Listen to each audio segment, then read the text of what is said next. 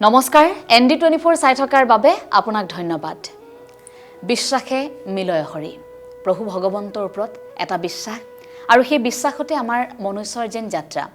আপুনি যি ঈশ্বৰকে বিশ্বাস নকৰক কিয় এটা যিকোনো ধৰণৰ বিষয় যদি আপোনাৰ বিশ্বাস থাকে সেই বিশ্বাসতে ভকতি থাকে ভাৱনা থাকে বুলি আমি সকলোৱে উপলব্ধি কৰোঁ আৰু দৈনন্দিন জীৱনত আমাৰ আধ্যাত্মিক সেই পৰিৱেশটোত সেই বিশ্বাসটোৱে আমাক অনন্য এটা মাদকতা প্ৰদান কৰে এটা শক্তিৰ যোগান ধৰে গতিকে সেই আমাৰ ভিতৰত থকা আধ্যাত্মিক জগতখনত আমি যে জীয়াই আছো আমি যে মানুহ হৈ আছো সেই চিন্তাটোৰ বাবে অকণমান সেই উপলব্ধিৰ বাবে আমি এই প্ৰয়াস কৰিছো বিশ্বাসে মিলয় হৰিৰ জৰিয়তে আমি আৰম্ভ কৰিব বিচাৰিছো ভাগৱত ব্যাখ্যাৰ আজিৰ এই অনুষ্ঠান আজি আমাৰ সৈতে উপস্থিত আছে দীপক ব্ৰহ্মবাব সামাজিক মাধ্যমত খুবেই এগৰাকী চৰ্চিত ব্যক্তি বুলি ক'লেও ভুল কোৱা নহ'ব বিভিন্ন অনুষ্ঠানত তেখেতে ভাগৱত ব্যাখ্যা কৰি আহিছে আৰু এটা কথা দীপক ব্ৰহ্মবাবে বিবাহাচাৰ্য হিচাপেও বৰ্তমানলৈকে প্ৰায় 4000 খনতকৈ অধিক বিবাহ তেওঁ কিন্তু পৰিচালনা কৰিছে গতিকে আধ্যাত্মিক দিশটোৰ সৈতে জড়িত মহাপুৰুষী আদৰ্শৰ জীৱনশৈলীত ব্ৰতী হৈ থকা এগৰাকী ব্যক্তি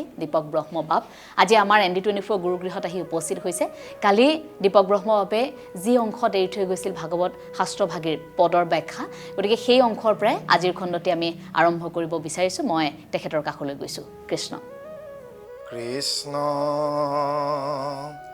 শংকৰ গুৰু হৰি ৰাম ৰাম ৰাম ৰাম শ্ৰীমন্ত শংকৰ হৰি ভকতৰ জানা যে নকল্প তৰু তাহান্ত বিনাই নাই নাই নাই আমাৰ পৰম গুৰু তাহান্ত বিনাই নাই নাই নাই আমাৰ পৰম গুৰু হৰি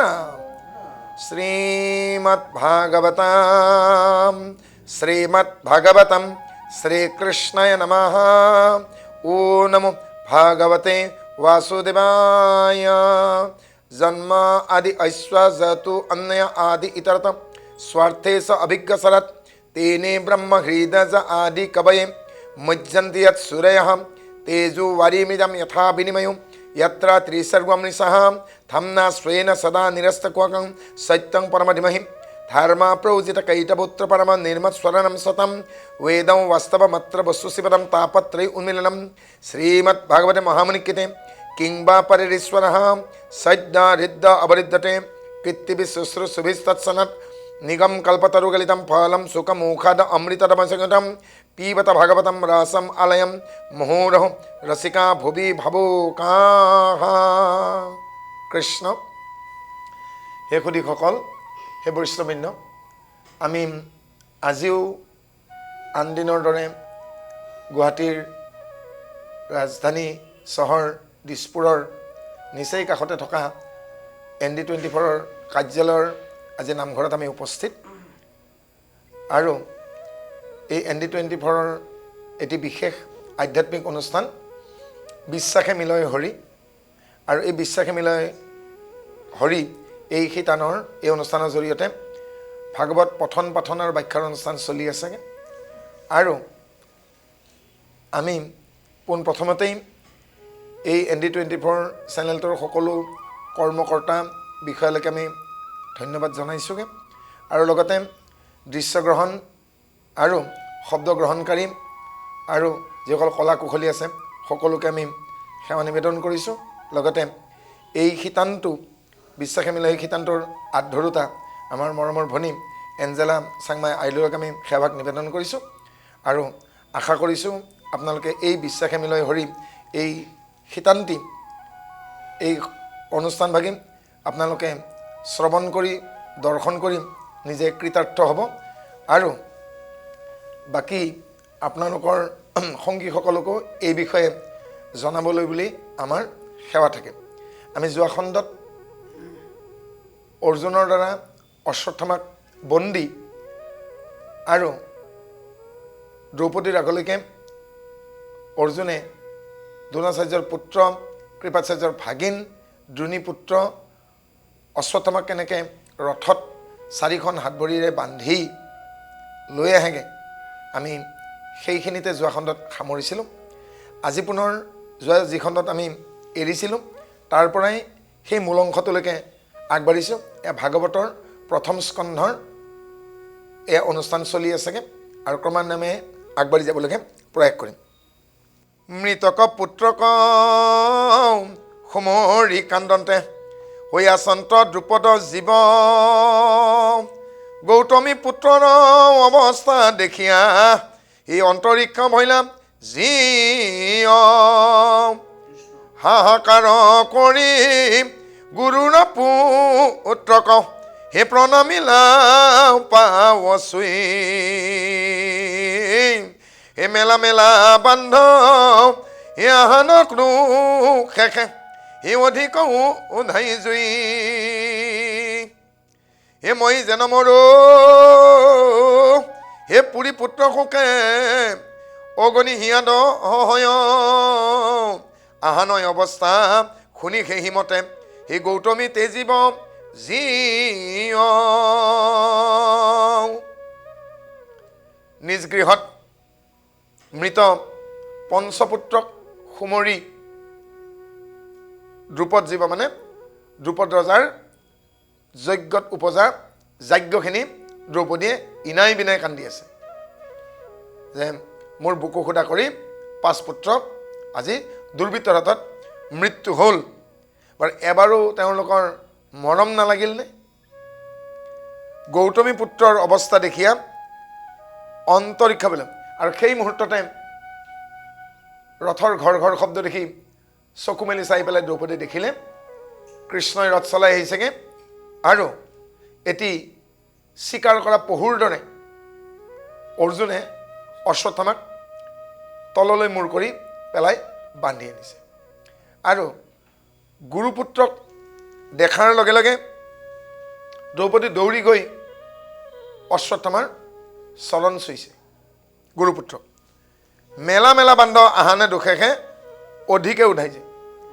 আৰু অশ্বত্থামাক দেখাৰ লগে লগে খং উঠাতকৈ দ্ৰৌপদীৰ মনত দুখহে লাগিল। দ্ৰৌপদীৰ মনে হাহাকাৰ, কাৰণ মাতৃৰ হৃদয়। দ্ৰৌপদীয়ে এই বুলি বিচাৰ বিবেচনা কৰিছিলে, মই বাৰু মোৰ পুত্ৰক হেৰুৱাইছোঁ, কিন্তু আমাৰ স্বামীসকলৰতো অন্য পত্নীৰ লগত আৰু সন্তান আছে, মইতো নিৰ্বংশ হৈ যোৱা নাই। কিন্তু গুৰু দ্ৰোণাচাৰ্য আৰু গৌতমীৰ মাতৃ এটিয়ে সন্তান অশ্বত্থামা, আৰু ইয়াক যদি হত্যা কৰা হয় তেওঁলোকে পুত্ৰহাৰা হৈ পেলাই তেওঁলোকে মোৰ দৰেই দুখ নাপাবনে? আৰু এই বুলি কয় স্বামীক ক'লে, হে স্বামী অৰ্জুন, আপুনি এওঁৰ বান মুকলি কৰি দিয়ক। যে দ্ৰৌপদীৰ মাতৃ হৃদয় চাওকচোন, যে কেনে এগৰাকী মাতৃ, যি মাতৃয়ে নিজৰ পুত্ৰ হত্যাকাৰীক মুকলি কৰি দিবলৈকে স্বামীক অনুৰোধ কৰিছে। মই জানো মোৰ পুত্ৰকোকে অগণি হিয়াত হয়, আহান অৱস্থা শুনি সেইমতে গৌতমী তেজী বুজিব। আজি যেনেকৈ মই পুত্ৰ শোকত মৰিব ওলাইছোঁ, এনেদৰেই এওঁৰ মাতৃয়েও এওঁক মৃত্যু খবৰ শুনি একেদৰেই মৃত্যু ঘটিব। দ্ৰৌপদী ৰহেন সদয় হৃদয় দেখিয়া যতম হন্ত, সাধু সাধু সতী ধন্য ধন্যমতী সেই বুলি কবে প্ৰশংসন্ত। আৰু অশ্বত্থামাক লৈ অনা দেখি যিসকলে কাষ চাপি আহিছিল আৰু দ্ৰৌপদীৰ এনে বিবেচনাত সকলোৱে ক'লে, এহে মাতৃ হৃদয়, এহে মাতৃ হৃদয়। পুত্ৰ বধি দিজ আহাং কুশ মিলা নমিলাহা তুমি মাও, তোমাৰ সমান শান্তি নে দেখিব কৰিলা খেনয়াৰা। আৰু নিজৰ পুত্ৰক হত্যাকাৰী এই দ্বিজ অশ্বত্থামাক ক্ষমা কৰা দেখি তেওঁলোকে দ্ৰৌপদীক নমস্কাৰ কৰি কৈছে যে পৃথিৱীত বহু সতীসাধ্যী শান্তি তিৰোতা আছে, কিন্তু তুমি অতুলনীয়, তোমাৰ তুলনা কাৰো লগত কৰিব নোৱাৰি, তুমি সঁচাকৈ শান্তি নাৰী, আৰু তুমি জগতত তোমাৰ এই কৰ্মৰাজিৰ বাবে, তোমাৰ বিবেচনাৰ বাবে শৰতৰ আকাশৰ পূৰ্ণিমাৰ জোনৰ দৰে তুমি জিলিকি থাকিবা। সেই দ্ৰৌপদী। অশ্বত্থামাৰ শিৰোমণি চূড়ামণি ছেদন দ্ৰোণীৰ দ্বাৰা পুনৰ ব্ৰহ্মবাণ নিক্ষেপ। সুত নিগদতি শুনি উক ঋষি যত হে ক্ৰোধে ভীমসেনে আখি সেই সময়ত দশন চুবায়া কোপে কম্পায়া শৰীৰ ও জানতে কাটা কাটা দুষ্ট ব্ৰাহ্মণৰ শিৰ। আৰু সেইখিনি সময়তেই দ্বিতীয় পাণ্ডৱ কৰবাৰ পৰা হেফাই ফেফাই ভীম আহি উপস্থিত হ'ল আৰু কৈছেগে ইয়াক এতিয়ালৈকে কিয় কটা হোৱা নাই, পলম নকৰি এইমাত্ৰ ইয়াক শিৰচ্ছেদ কৰা। দ্ৰৌপদী বুলন্ত ৰাখা ৰাখায়ন প্ৰাণ হে কাটা কাটা বুলি ভীমে পাইলা সন্নিধান। দেখি কৃষ্ণ বেকত কৰিলা চাৰি হাত এ ভাংগন্ত কণ্ডল দুয়ো ঐ এৰায়ো টপাত। ভীমে সান্দা এখন লৈ চু মাৰি গৈছেগে অশ্বত্থামাক কাটো বুলি। আৰু দ্ৰৌপদীয়ে কৈছে স্বামী, মই জন্ম দিয়া এই সন্তান, মই যিমান দুখ পাইছোঁ আপুনি কিমানখিনি পাইছে আপুনি জানে, কিন্তু মোৰ বুকু ফুটা কৰোঁতে কিমানখিনি পাইছে মই জানো। আপুনি দুটা পুত্ৰ হেৰুৱাইছে, মোৰ ফালৰ পৰা আপুনি শ্ৰুতসেন আৰু হিড়িম্বাৰ ফালৰ পৰা আপুনি ঘটোৎকচ, আপুনি দুটা পুত্ৰ হেৰুৱাইছে, কিন্তু মই 5টা পুত্ৰ হেৰুৱাইছোঁ, হয়নে? গতিকে সংখ্যাগতভাৱে আপোনাতকৈ মোৰ বেছি দুখ, হয়নে? কিন্তু মই ধৈৰ্য ধৰিছোঁ, আপুনি কিয় নধৰে? আৰু এনেকৈ গবৰা গবৰি কৰা যুঁজখন এৰুৱাবলৈকে কৃষ্ণই 2খন হাতেৰে বলে নোৱাৰি 4খন হাতেৰে বেকত হৈ 2খন হাতেৰে দ্ৰৌপদীক 2খন হাতেৰে ভীমক পৃথক কৰিছে। সেইখিনি মুহূৰ্ততে কৃষ্ণই 4খন হাত বেকত কৰিছে। দেখি কৃষ্ণই বেকত কৰিলা 4 হাত, ভাংগন্ত কণ্ডল দুয়ো এৰাও টপাত। শান্ত হোৱা দাদা ভীম। হে ৰাম দুয়ো হাতে 2 কণী বৰ্তাইলা যদু ৰাইম বুলিব লাগিলা পাছে অৰ্জুনক চাইম। হে দ্ৰৌপদীৰ বচন কি মতে পৰে ৰক্ষা হে কোন বুদ্ধি ৰাখিবা ভীমৰ মহা কক্ষা। অৰ্জুনটো অকণমান প্ৰশমিত হৈছে, নহ'লেতো সি তেতিয়াই তাতে কাটিলেহেঁতেন। কিন্তু এতিয়া ভীমক কি কৰে, যাতে কাটিবই, সেইটো পিছত হ'লেও কাটিব। তেতিয়া কৃষ্ণই এই বুলি ভাবিছে কি উপায়েৰে অশ্বত্থামাক ৰক্ষা কৰা যায়। আৰু কৃষ্ণই উপায় চিন্তা কৰিবলৈকে ধৰিলেগৈ যে কোন বুদ্ধি ৰাখিবা ভীমৰ মহাকক্ষা। কাৰণ ভীমে প্ৰতিজ্ঞা কৰিলে নেৰে যে 100 কৌৰৱক ময়ে হত্যা কৰিম বুলি প্ৰতিজ্ঞা কৰিছিল, 100জনকে মাৰিলে, হয়নে? যে দুৰ্যোধনৰ উৰুভংগ কৰিম বুলি কৰিছেগে, দুখাখনৰ বুকু ফালে তেজ আনি দ্ৰৌপদীৰ চুলিত বান্ধিম কৰিছেগে। গতিকে এইবাৰ কৈছে অশ্বত্থামাক কাটিমতো নকাটাকে নাথাকে। গতিকে ভাবিছে এওঁক মই কেনেকৈ বাৰণ কৰোঁ। বুলিলাই আপুনি খিনে কাটিব পূৰ্বতে ও 3 কটাই আবে ৰক্ষা পৰে কেনমতে মিলিল সংকটে সখী চিন্তিও পায় যুধিষ্ঠিৰ ৰাজাৰ বুজিও অভিপ্ৰায়। হে মনে গুণি ধনঞ্জয়ে পাইলাই উপদেশম হে চূড়ামণি সহিতে কাটিলা তাৰ কেশ। তেতিয়া অৰ্জুনে ভীমক ক'লে, দাদা এই দ্বিজৰ, এই অহংকাৰী দ্বিজৰ শিৰত চূড়ামণি বান্ধা আছে আৰু তেওঁ প্ৰতিজ্ঞা কৰি থৈছিল যে মই চূড়ামণি কেতিয়াও নুখোলোঁ। গতিকে এই চূড়ামণিৰ সৈতে যদি তেওঁক মুণ্ডন কৰি দিয়া হয় সি মৰাৰ সমান অপমান পাব, হয়নে? গতিকে এওঁক চূড়ামণিৰ সৈতে মুণ্ডন কৰি দিয়ে। আৰু অৰ্জুনে অশ্বত্থামাৰ চূড়ামণিৰ সৈতে মূৰটো মুণ্ডন কৰি দিয়ে আৰু ঢকিয়াই তাৰ পৰা খেদি দিয়ে। বান্ধ কাটি দেশৰসে দাইলা ধমকা মাৰি হে অৰ্জুনক সাধুৰ বাদ কৰিলা মুৰাৰী। আৰু এনেকৈ কৰাত কৃষ্ণই অৰ্জুনক কৈছেগৈ যে হত্যা নকৰি যে তাক এনেকৈ তাৰ মৃত্যুৰ সমান অপমান কৰি দিলা, ভাল হৈছে, অন্ততঃ তুমি তেওঁক হত্যা নকৰিলা। কাৰণ নহ'লে দ্ৰোণীয়ে অৰ্থাৎ গুৰু মাতৃয়ে আঘাত পাব।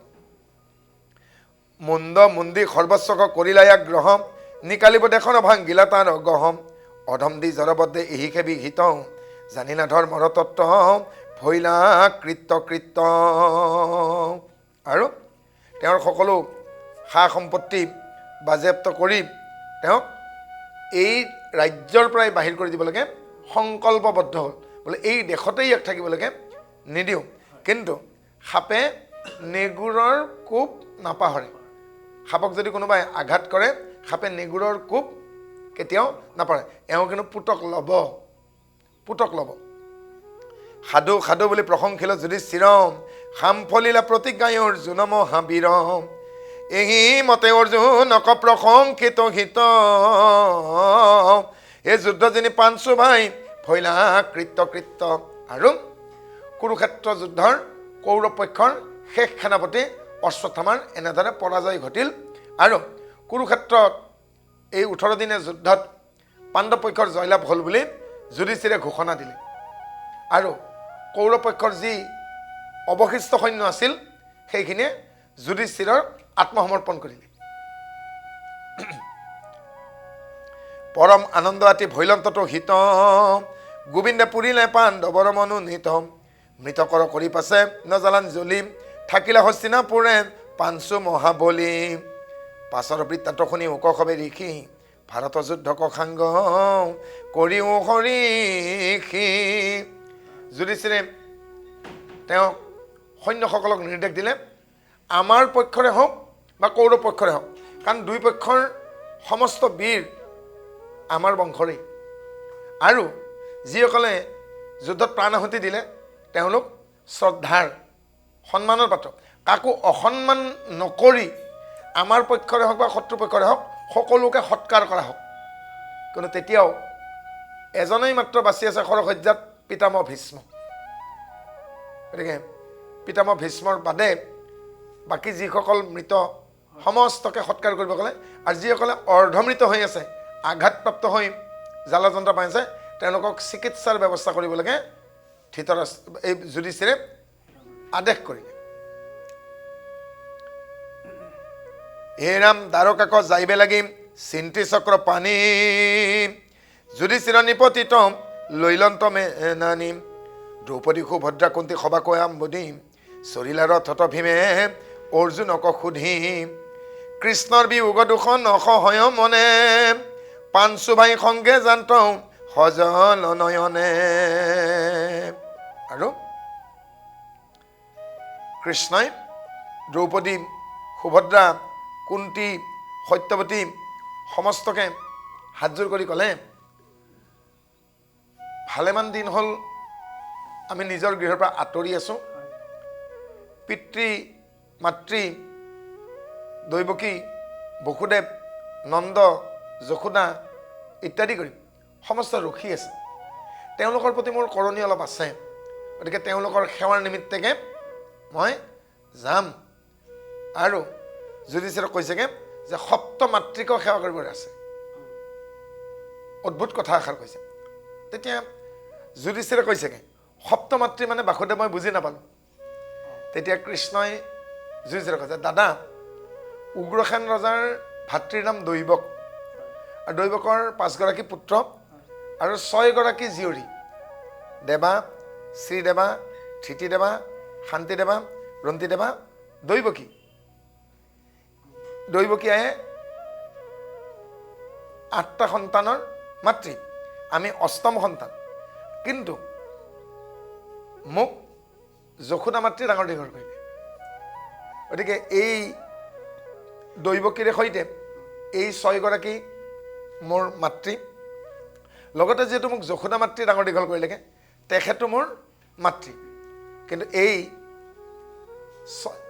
7 গৰাকীৰ উপৰিও আৰু 5 গৰাকী বসুদেৱৰ পত্নী আছিল ৰোহিণী 8 নম্বৰ পৌৰৱী ঘৃতাচী মদিৰা বসুদেৱৰ সৰ্বমুঠ হৰিবংশৰ বিষ্ণুপুৰাণ মতে বসুদেৱৰ 12 গৰাকী পত্নী কংসৰ কাৰাগাৰৰ পৰা মুক্তি পোৱাৰ পাছত উগ্ৰসেন ৰজাই বসুদেৱক কয় এই মথুৰাত থাকিলে তোমাৰ দুখ লাগি থাকিব কাৰণ ইয়াতেই তোমাৰ পুত্ৰসকলৰ কংসৰ হাতত মৃত্যু হৈছিল গতিকে ইয়াৰ পৰা অলপ দূৰৈ এখন ঠাইত তুমি শাসনকৰ্তা হৈ থাকা, ৰজা হ'ব নালাগে আৰু কৰ দিব নালাগে, সেই ঠাইখনৰ আনৰ্ত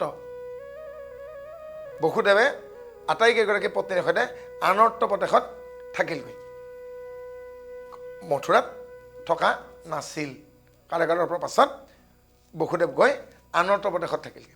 আৰু সেইকাৰণে কৈছে মোৰ মাতৃসকলৰ প্ৰতিও মোৰ কৰণীয় আছে, সেৱা কাৰ্যৰ নিমিত্তে মই ইয়াৰ পৰা আঁতৰিব খুজিছোঁ, গতিকে মোক অনুমতি দিয়ক। আৰু কুন্তী, সত্যৱতী, দ্ৰৌপদী, সুভদ্ৰা আটায়ে মনত বৰ কষ্ট পাইছে। কিহৰ কাৰণে? কাৰণ আজি কৃষ্ণ যাবলৈকে ওলাইছে।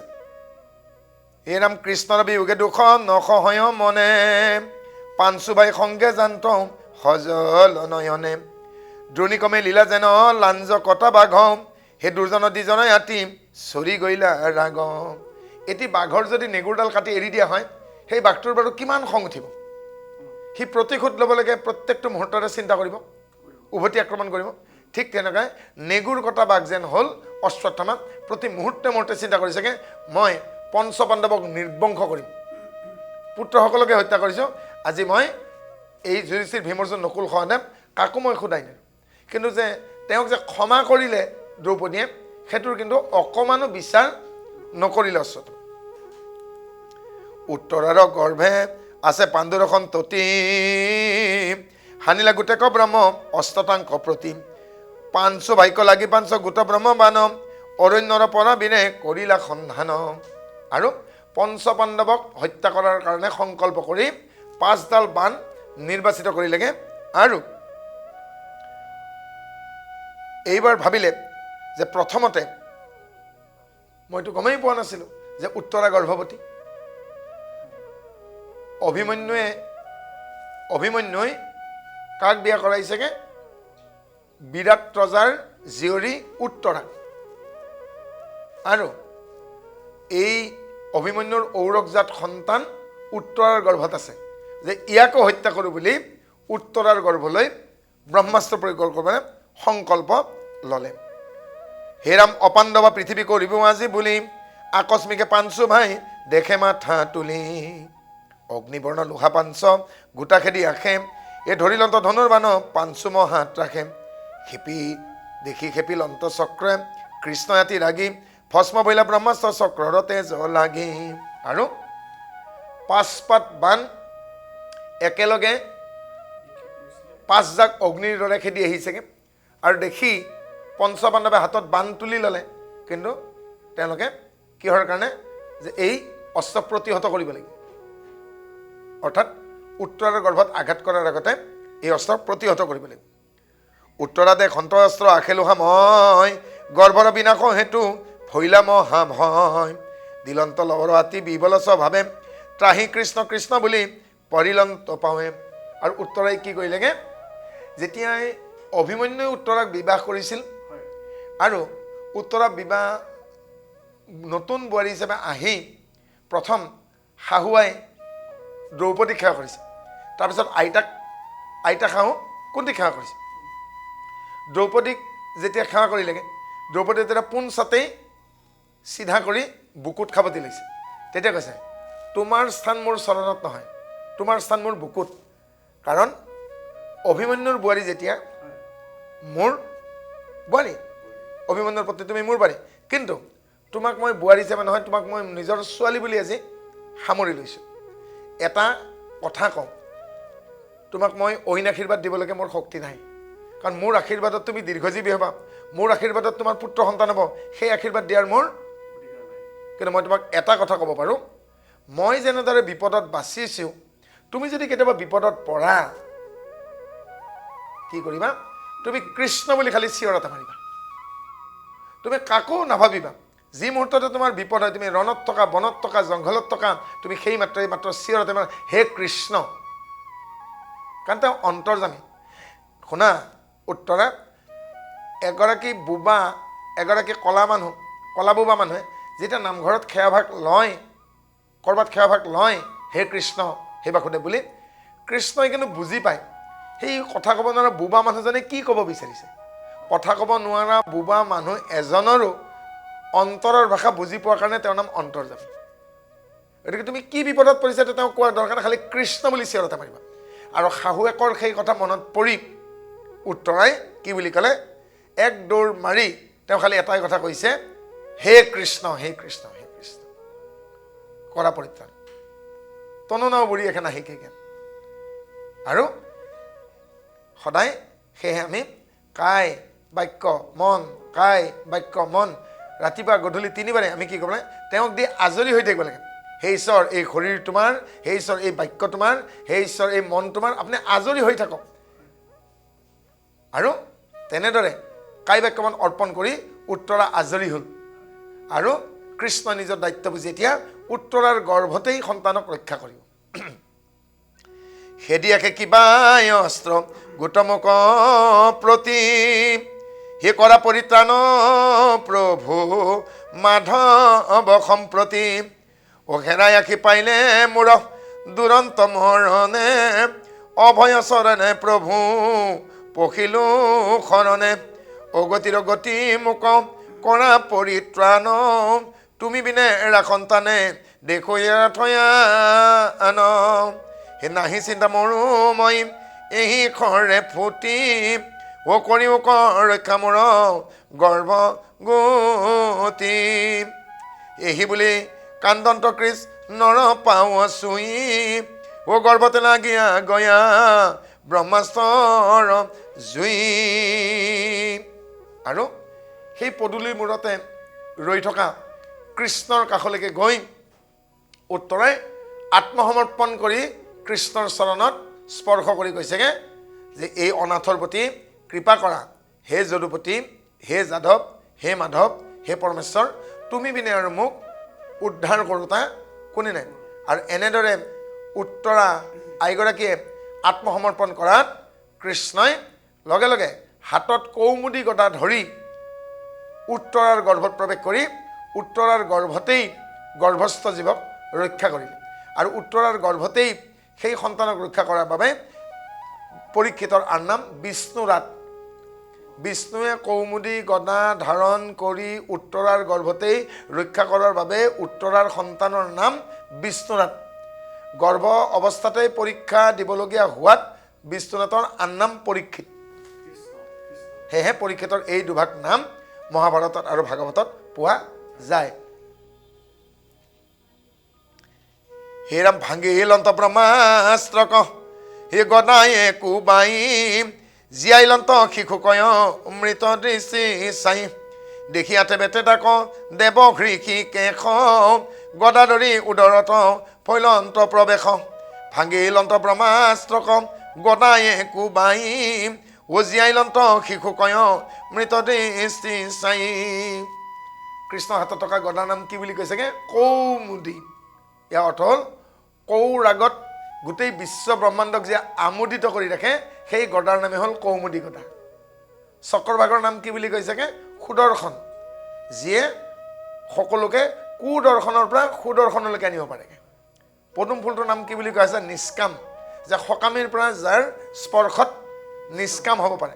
শংখটোৰ নাম পাঞ্চজন্য, পাঞ্চজন্য দৈত্যক বধ কৰি গুৰুপুত্ৰ শল্যক উদ্ধাৰ কৰাৰ বাবে আৰু সেই পাঞ্চজন্যই সেই শংখটোত লুকাই থকাৰ বাবে সেই শংখক পাঞ্চজন্য শংখ বুলি কোৱা হয়।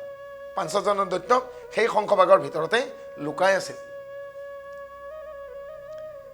আৰু কৌমুদী গদাৰে ব্ৰহ্মাস্ত্ৰক ভাঙি অমৃত দৃষ্টিৰে চাই গৰ্ভস্থ সন্তানক কৃষ্ণই গৰ্ভতেই ৰক্ষা কৰিলে। পূৰ্ণ দশমাস শিশু লভিলা চেতন, মহাপুৰুষক তৈতে উভৈলা দৰিখন। কিমান ভাগ্য চাওকচোন, 10 মাহ সম্পূৰ্ণ হৈছে আৰু গৰ্ভতেই মহাপুৰুষক ভগৱন্তক পৰীক্ষিতে মাতৃ গৰ্ভতেই দৰ্শন কৰিছে।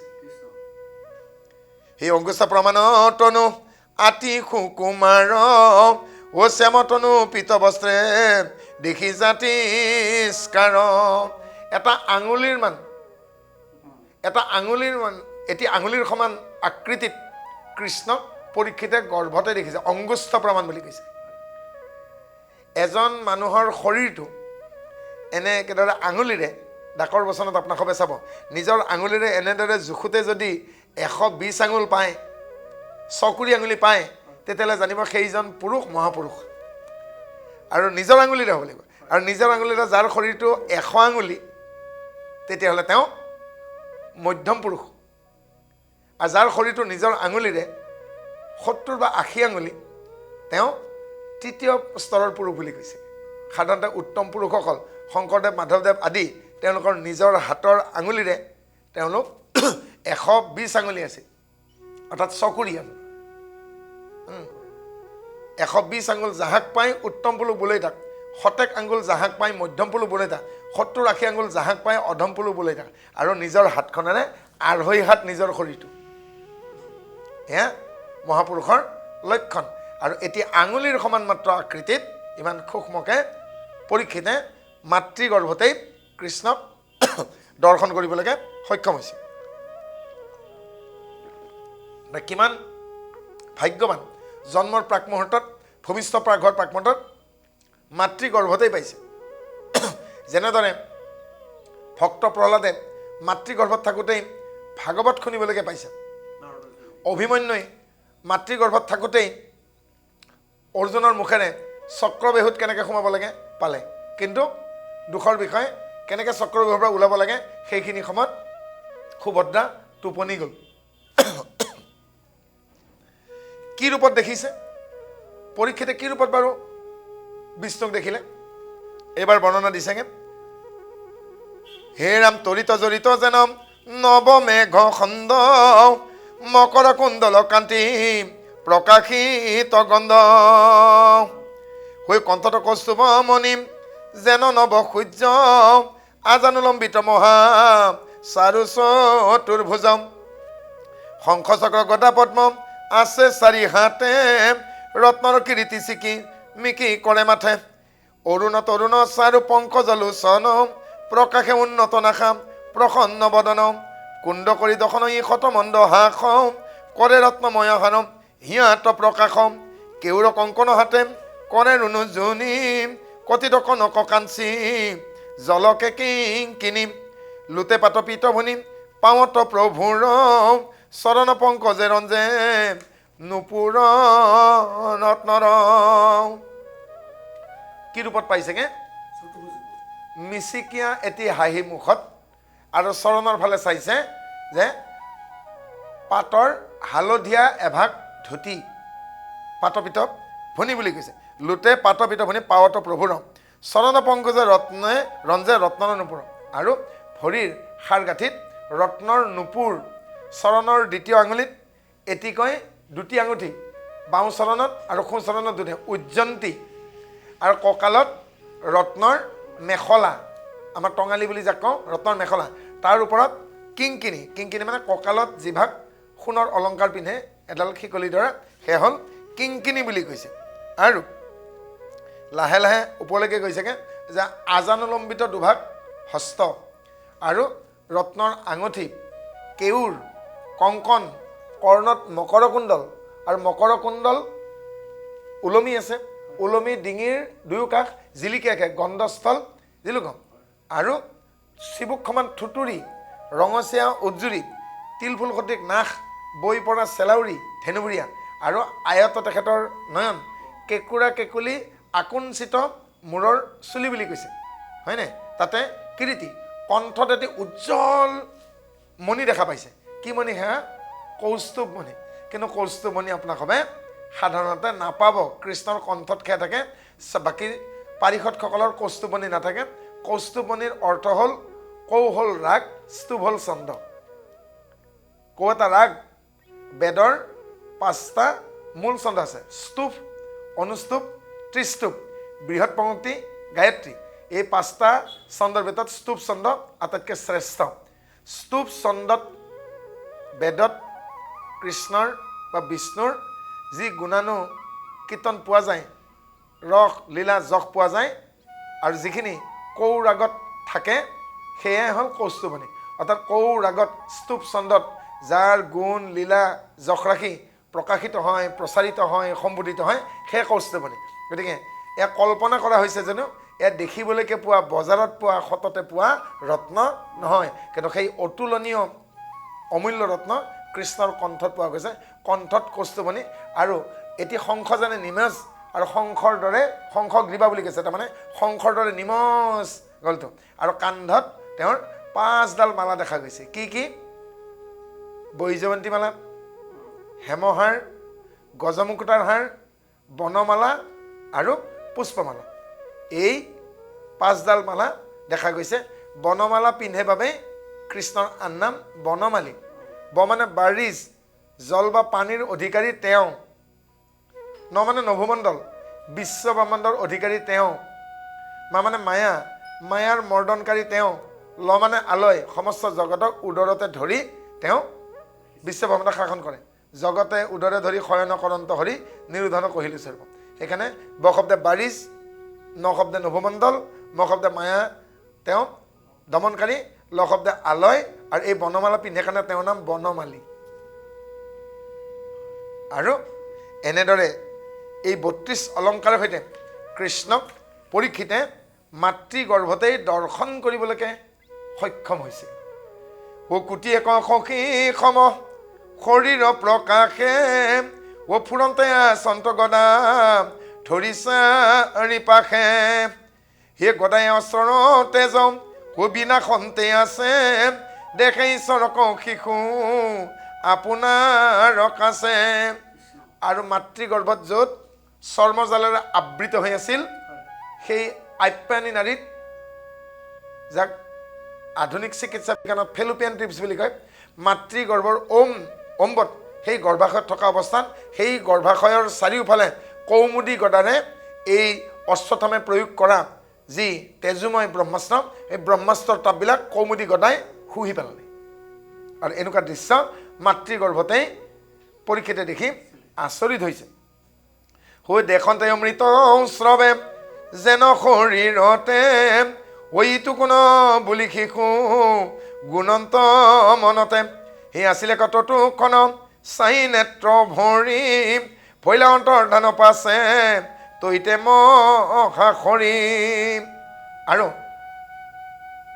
মন ভৰি অপলক দৃষ্টিৰে পৰীক্ষিতে কৃষ্ণক চাই আছিল, আৰু যেন চকুৰ পতা নেপেলাবই, কিন্তু কৃষ্ণই পুনৰ মায়াসজ্জাত পৰীক্ষিতক হয় তেওঁ অন্তৰ্ধান হ'ল।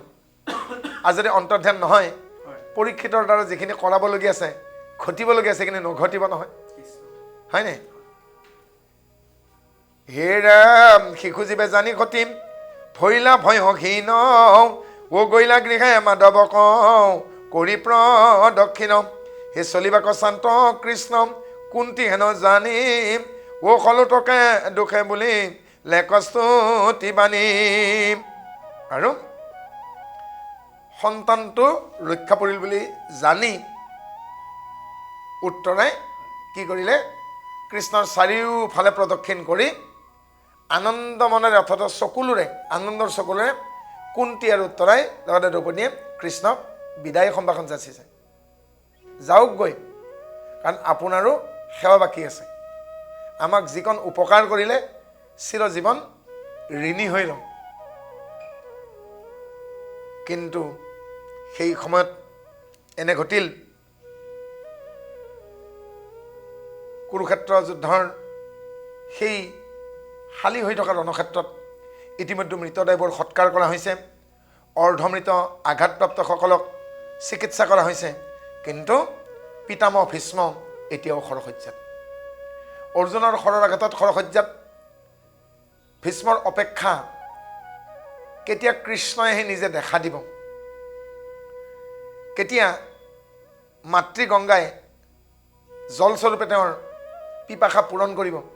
কাৰণ দুৰ্যোধনে সোণৰ ভৃংগাৰত, সোণৰ লোটাত পানী আনিছিল, তেওঁ নোৱাৰিলে, কাৰণ ভীষ্মৰ বাওঁ হাতখন খৰে ভেদি উঠাব নোৱাৰিলে, কেৱল সোঁ হাতখন ভালে আছিল। গোটেই শৰীৰত মহাভাৰতৰ বৰ্ণনা অনুসৰি 672ডাল বান সোমাইছে। আনকি শেষত অৰ্জুনক কৈছে, ধনঞ্জয় আৰু কেইপাতমান বান মাৰি মোৰ শীতান বনাই দিয়া, মই মোৰটো ক'ত থ'ম? যে এনে বীৰ 672ডাল বানৰ শয্যাত মাত্ৰ ৰখি আছে কৃষ্ণ আহিব। আৰু কুন্তীয়ে গৈ যুধিষ্ঠিৰক কৈছে, ঠিকেই কৰিলোঁ বোপাই, মৃতদেহবোৰ সৎকাৰ কৰিলি, আধামৰাবিলাকক চিকিৎসা কৰাইছ, ঠিক আছে, কিন্তু ৰাজপাটত যে বহিলি, ৰাজপাটত বহাৰ আগত পিতামহ ভীষ্মক জানো এবাৰ সেৱা কৰি আহিলি? যুধিষ্ঠিৰৰ অপৰাধ তাতেই হ'ল। কাৰণ ৰাজপাটত বহাৰ আগত আকৌ পুনৰাই যুধিষ্ঠিৰে যুদ্ধক্ষেত্ৰত নিজে গৈ পেলাই পিতামহ ভীষ্মক সেৱা কৰিব পাহৰিলে। এইবাৰ কৃষ্ণৰ ফালে চাই পেলাই কৈছে, তুমিতো অন্তৰ্যামী, তুমি নজনা কথাটো একো নাই, তুমি কিয় এবাৰ সোঁৱৰাই নিদিলা? আৰু তেতিয়া কৃষ্ণই ক'লে, এতিয়া নিশা হ'ল, কালি ৰাতিপুৱাই আমি পিতামহক বিদায় দিম, কিন্তু আমাক দেখাৰ লগে লগে আৰু পিতামহ নাথাকে, তেওঁ ইচ্ছা মৃত্যু। হয়তো আমাকেই চাবলৈকে পিতামহ ভীষ্মই ৰখি আছে। আৰু এতিয়া আটায়ে কৃষ্ণৰ লগত মানে আগতীয়াকৈ যাবগৈ, আটায়ে ভীষ্মৰ কাষ পাবগৈ ৰণক্ষেত্ৰত। হে কৃষ্ণ কৃষ্ণ বাপ, হে কৰো প্ৰণিপাত, হে পৰম ঈশ্বৰ তুমি জানিলা সাক্ষাৎ, দৈৱকী নন্দন নন্দ কুমাৰ গোবিন্দ, নমো নমো মুকুন্দ চ ৰণয় অৰবিন্দ, হে নমো নাবি পংকজ পংকজ মালাধাৰ, নমো নেত্ৰ পংকজ পংকজ পাৱজাৰ, নমো ভকতৰ চিত্ত বিত্তয় অধিষ্ঠাতা, দুৰ্গতি তাৰ কমূৰ তুমি পিতা মাতা।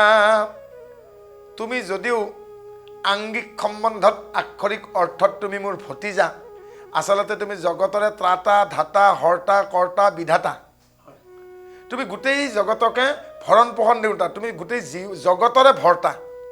ভৰ্তা শব্দত হ'ল যে ভৰণ পোষণ দিওঁতা। এই বুলি পদুম ফুল সদৃশ কোমল চৰণৰ, পদুমৰ কলি সদৃশ নাভিৰে মিচিকি হাঁহি থকা কৃষ্ণক প্ৰাৰ্থনা জনাইছে কুন্তীয়ে।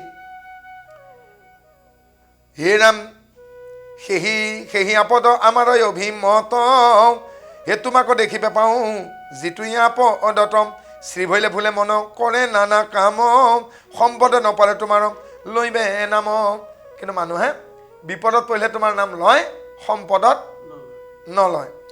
এই জগতৰে আত্মা অন্তৰ্যামী মহাঘৰী, শনিজ ৰূপে আছে আচাহা সাক্ষাতে অৱতৰি, কেহু বোলে বংশ নিস্তাৰী বা যাদৱৰ, ও কেহু বোলে কীৰ্তি বৰাই বা হা পাণ্ডৱৰ, কেহু বোলে ভূমি বাৰ হৰি বা কওঁ প্ৰতিম, ঐ কয় নানা হেতু জাৰ যেন লয় মতিম। কোনোৱে কয় তুমি বোলে যাদৱ বংশক উদ্ধাৰ কৰিবা, আকৌ কোনোৱে কয় পাণ্ডৱৰহে কীৰ্তি বঢ়াবৰ কাৰণে আহিছে তেওঁ, আৰু কোনোবাই কয় এওঁ বসুমতীৰ ভাৰ হৰণ কৰি সমতুল কৰিব। আকৌ কোনোৱে এনেদৰে যাৰ যি মন যায়, যাৰ যি মানসিকতা, এনেকৈ কৃষ্ণৰ প্ৰতি মন্তব্য কৰে। হেৰা মহাজ্ঞানীগণে বোলে খেন খেজু গুটিম, হো জানো জগতকে দিবা ইবাৰ ৰমুকুটিম।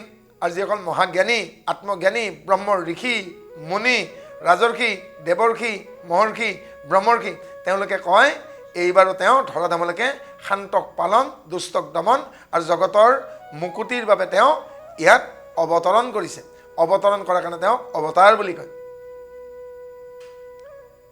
হে ৰাম খুনে কমে স্মৰে যিটো তোমাৰ কথা কওঁ, সেয়ানে কৰে কীৰ্তনে প্ৰশংসে যিটো তাক, অচিৰ কালতে পাওঁ তোমাৰ চৰণ, আউৰ দুনাই নাহি তাৰ জনম মৰণ। তোমাৰ কথাক যিয়ে স্মৰণ কৰে, কীৰ্তন কৰে, প্ৰশংসা কৰে, ৰমণ কৰে, ভজন কৰে, তেওঁ জীৱন্ততে মুক্তি পায়। হে ৰাম তোমাকো দেখিবে নাপাওঁ ইখে মোৰ খেদ, হে ৰাম যাদৱ বংশ যাদৱ পাণ্ডৱ বংশে কৰা স্নেহ ছেদ, আন দেৱ ধৰ্মক নযাওক মোৰ মতিম, তোমাতে থাকোক মাত্ৰ নিৰন্তৰে ৰতিম। আৰু নিজৰ বংশ যদু বংশক মৰম কৰাৰ দৰে তুমি এই পাণ্ডৱ বংশকো কমকৈ স্নেহ নকৰা। কিন্তু এতিয়া এই বিদায় বেলিকা বৰ দুখ লাগিছে, কাৰণ তোমাক আৰু দেখিবলৈকে হয়তো এই জীৱনত নাপাম। এহিমতে কৰন্তে অনেক তুতি নতিম, মনে উপজিল আখি সপ্ৰেম ভকতি। আৰু এনেকৈ কৃষ্ণৰ প্ৰতি মানে থৌকি বাথৌ হৈছে, যেন উতলি উতলি পৰিছে। নৈত বানপানী আহিলে যেনেকৈ পাৰ ভাঙি যায়, সেনেকৈ পাৰাপাৰহীন তেওঁ দুখতেই কৃষ্ণ বিদায় ল'ব, দুখতেই কান্দিব, নে কৃষ্ণই উপকাৰ কৰাখিনি পেলাই আনন্দতেই কান্দিব?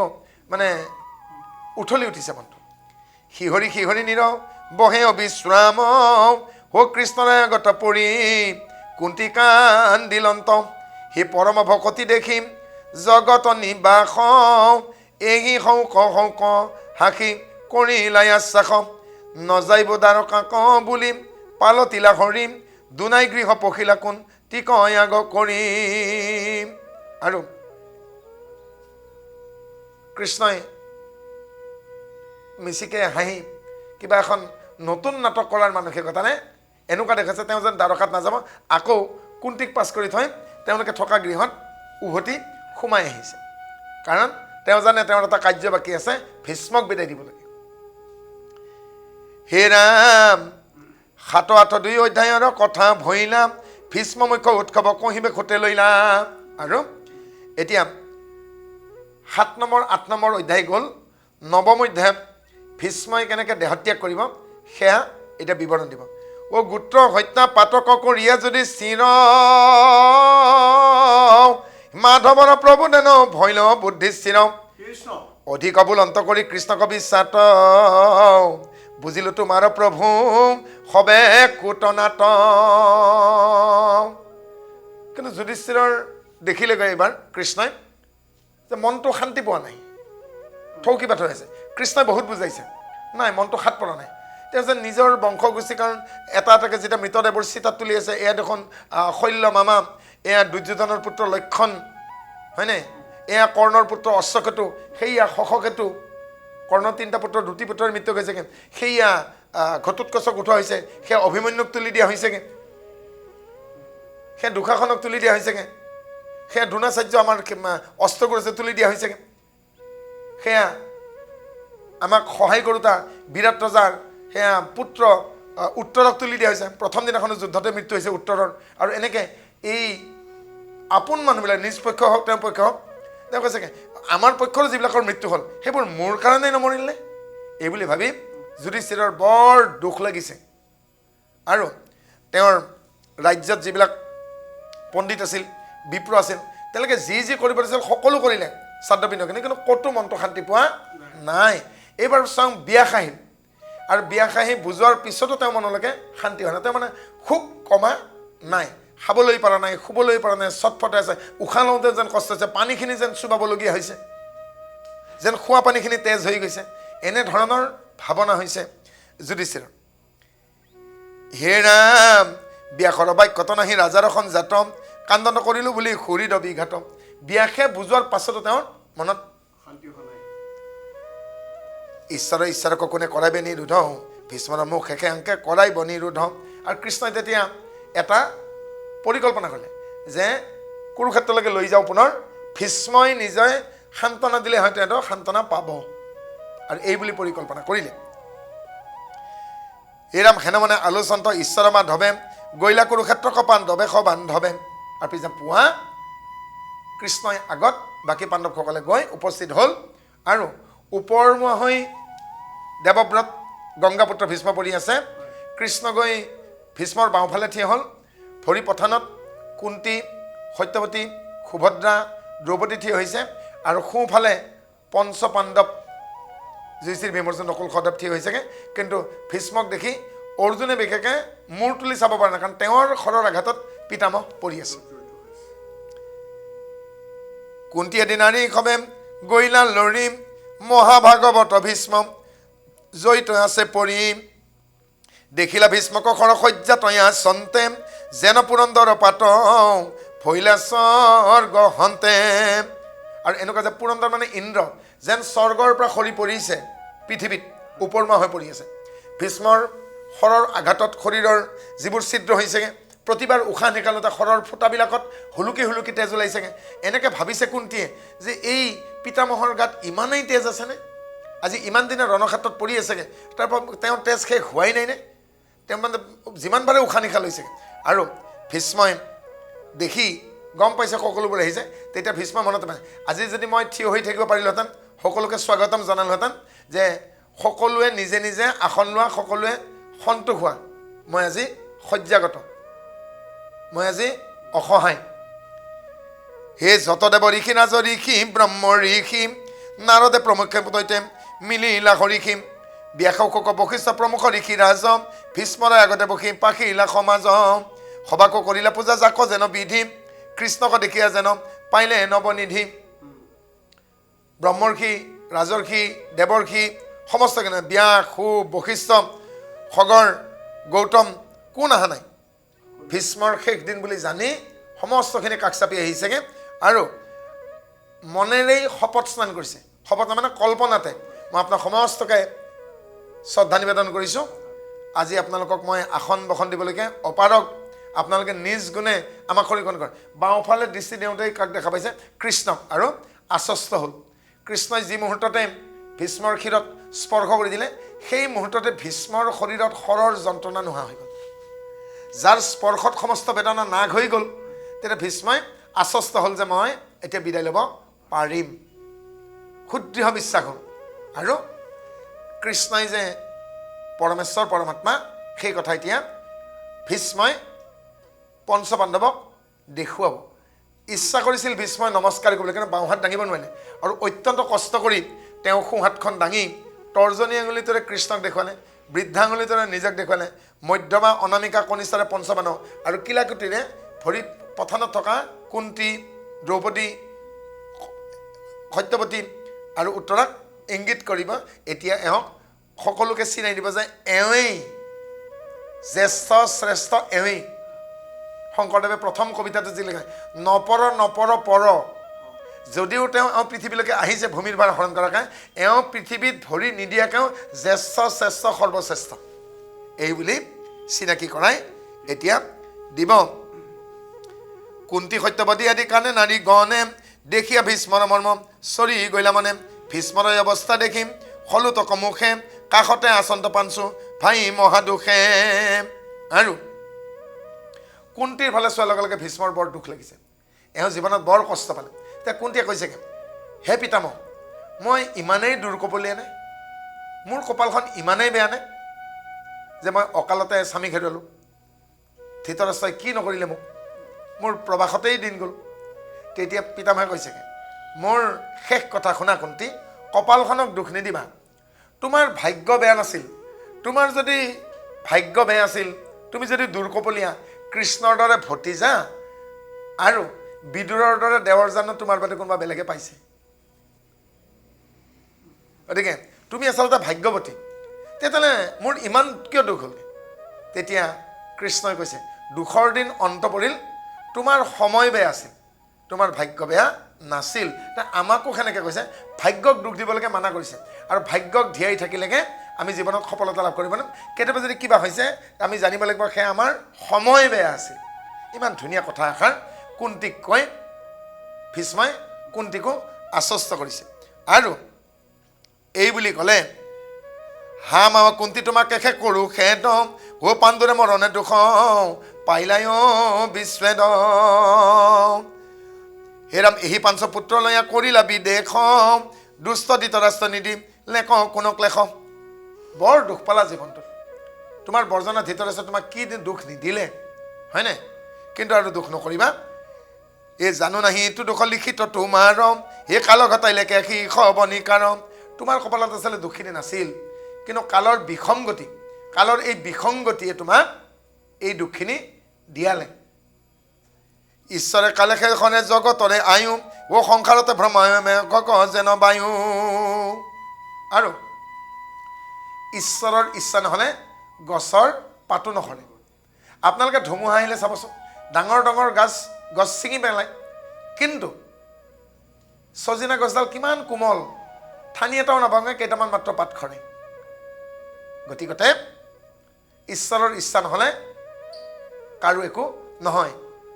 আৰু তাকে কৈছে কালৰ অতৰ্ক গতি ধন জন যৌৱনতি লেকে কৰে চন্ন ও কালকতৰ কিবেখেন নাহি একো জন আতি অঘটনকো ঘটাৱে কালে আনি হে পৰম আচাৰ্য ইখে শুনা সবে প্ৰাণী।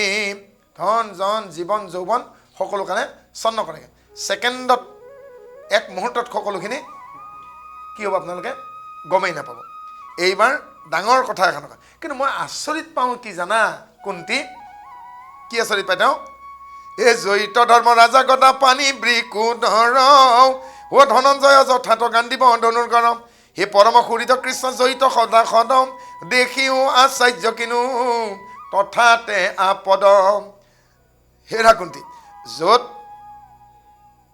ধৰ্মৰাজা যুধিষ্ঠিৰ অযুত হাতীৰ বল থকা ভীম গাণ্ডীৱধাৰী ধনঞ্জয় হয়নে পৰম সুৰিত কৃষ্ণ য'ত সভাসদ তাৰপিছতো তোমালোকৰ লগত আপদ তাৰপিছতো তোমালোকৰ লগত পদে পদে আপদ নাই জানো তে মই সেইটোহে আচৰিত পাইছোঁ কৃষ্ণৰ লগত থকাৰ পিছতো কিয় এনে আপদ ঘটিল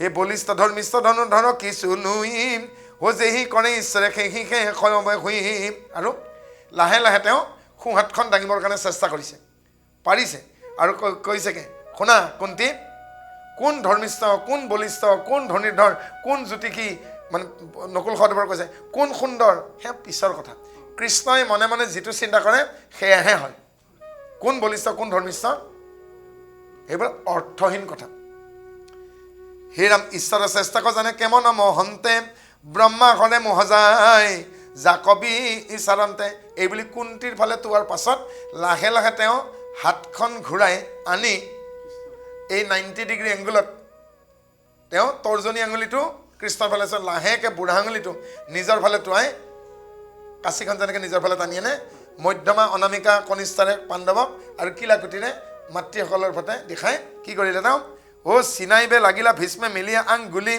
এহেন্তে ঈশ্বৰ কৃষ্ণ কালো আংকে বুলি এৱেই ঈশ্বৰ এৱেই কাল কালৰো কাল বিপৰীত কাল হৰিণাই চেলেকে বাঘৰ কাল এওঁ সাধাৰণ কলীয়া কৃষ্ণ বুলি নাযাবা হৰ্তা কৰ্তা বিধাতা জগতৰ সময় নিওঁতা এৱেই এই সম্প্ৰতি চন্ত হুঞা দৈৱকীত নয় এই আন্তে হুই জগতৰ সৃষ্টি স্থিতি লয় কোটি ব্ৰহ্মাণ্ডৰ নাথ এন্তে মহাশৰী ই মায়ে লোককমুহি আছে ছদ্ম কৰি ও কিন্তু পণ্ডু পুত্ৰ তোমা সাৰু মহাভাগ পাইলা সাগৃহতে খেন ঈশ্বৰ কলাগ কোটি ব্ৰহ্মাণ্ডৰ নাথ এৱেই এইবাৰ ছদ্ম কৰি আছে কিন্তু কি ভাগ্যহে পাণ্ডৱসকল তোমালোকে ঈশ্বৰক হাততে ঘৰতে কাষতে পালা তোমালোকৰ দ্বাৰা ভাগ্যৱান কোনো নাই ও পাঞ্চাদূত কৰা কত সাৰথি ৰথৰ এই মন্ত্ৰী হুঞা পূজান্ত সামান্য যেন নৰম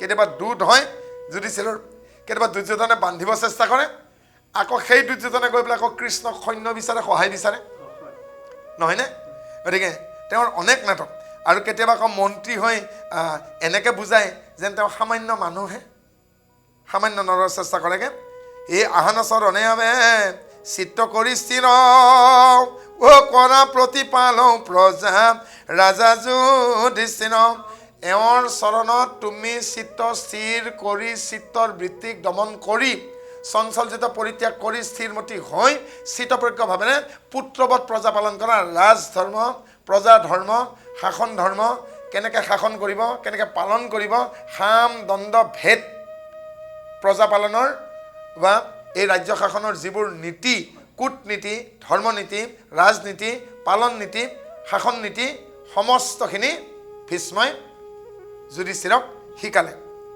কি দিলেগে দান ধৰ্ম ৰাজ ধৰ্ম মুখ্য ধৰ্ম স্বয় এই কহিলৈছে দিলা টান মনৰ সংশয় নাহি ভাগৱত ধৰ্ম সমান নামৰ কৃষ্ণক চিনাইলে এন্তে হে পৰম ঈশ্বৰ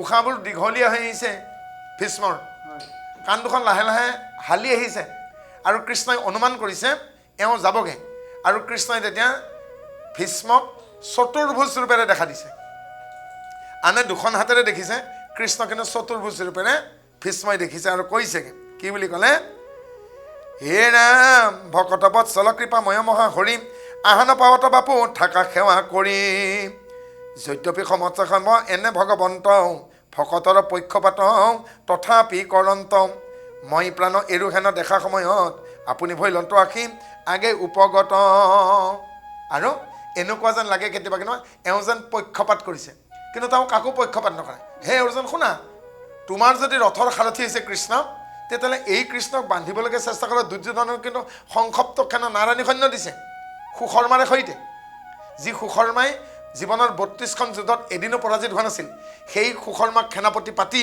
নাৰায়ণী সৈন্যা কিন্তু দুৰ্যোধনকে দিছে। তেওঁ কিন্তু নিৰাশ কৰা নাই। কৃষ্ণৰ ওচৰলৈকে যিজনে কয় তেওঁ কেতিয়াও নিৰস নহয়। আৰু এতিয়া ভীষ্মই প্ৰাণ ত্যাগ কৰিব, তেওঁৰ কাৰণ ইচ্ছা মৃত্যু আছিল। কি কৰিলেগে ভীষ্মই? এইবাৰ কৃষ্ণক সম্পূৰ্ণ আত্মসমৰ্পণ কৰি দিলে, যে মই এটা আত্মা, তুমি পৰমাত্মা, মোক যাতে তুমি সামৰি থোৱা। চাওকচোন কিমান সুন্দৰ ভাৱনা। আৰু কেনে, হে কৃষ্ণ কৃষ্ণই আবে মোহনয়া গত অ যিটো চতুৰ্ভুজ ৰূপম কৰি চাবে একত। মোৰ কিমান কৃপা, আজি মোৰ সন্মুখত নিজে আহি কৃষ্ণই চতুৰ্ভুজ ৰূপে দেখা, যাক 1000 বছৰ তপস্যা কৰি দেখি মানে পোৱা নাই, মোক দেখা দিছে। অৰুণ লোচন চাৰু সুপ্ৰসন্ন মুখ, এই পাখৰি লোচন বেদনা যত দুখ। আৰু কৃষ্ণৰ স্পৰ্শত সকলো হৰৰ বেদনা তেওঁ পাহৰি গ'ল।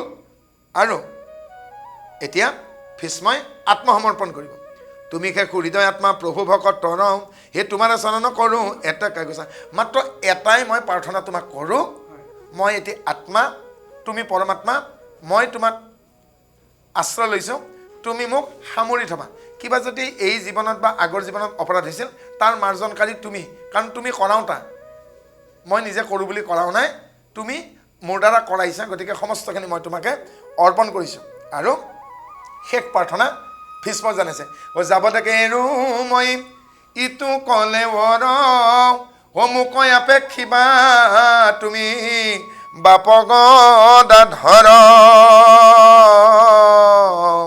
কৃষ্ণ শংকৰ গুৰু ও হৰি ৰাম ৰাম ৰাম মাধৱ বান্ধৱ ৰাম। জয় ৰাম জয় নাৰায়ণ জয় কৃষ্ণ জয় জগতগুৰু শ্ৰীমন্ত শংকৰ। হৰি নাম অপৰাধ বিনাশন তজুনাম নাৰায়ণ জানি নামে পখিলো শৰণ। আন গতি নাহিকে মানে অপৰাধ ক্ষমা কৰি তুমি দেখিলো হৰি, মোকৰ ৰক্ষা কৰিছ মোকৰ ৰক্ষা কৰিছ। হৰি নাম শ্ৰীমন্ত শংকৰ হৰি ভকতৰ জানা যে নকল্প তৰু, তাহান্ত বিনাই নাই নাই নাই হৈ আমাৰ পৰম গুৰু, হৈ ৰাম আমাৰ পৰম গুৰু। হৰি নাম গুৰুজন বস্তু সন্ত কৃষ্ণ ৰাম। ভাগৱত শাস্ত্ৰভাগীৰ খুব সুন্দৰকৈ আজিৰ খণ্ডটিৰ ব্যাখ্যা আগবঢ়ালে দীপক ব্ৰহ্মবাপে। আমি তেখেতলৈ কৃতজ্ঞতা জনাইছোঁ, লগতে আমাৰ নামঘৰীয়া বাপ অমল চাংমাই দেৱলৈ আমি কৃতজ্ঞতা জনাইছোঁ। আপোনালোক সকলোলৈকে সেৱা জনাই আজিৰ খণ্ডটিৰ পৰা বিদায় ল'ব বিচাৰিছোঁ। যিহেতু সময় শেষ হৈ আহিছে, 1 ঘণ্টাৰ মাত্ৰ সময়, গতিকে আজিৰ খণ্ডটিৰ পৰা আমি বিদায় ল'ব লাগিব। কিন্তু কাইলৈ আকৌ আপোনালোকক একে সময়তে লগ পোৱাৰ প্ৰতিশ্ৰুতিৰে আজিৰ অনুষ্ঠানটিৰ পৰা বিদায় লৈছোঁ। ভালে থাকক। কৃষ্ণ।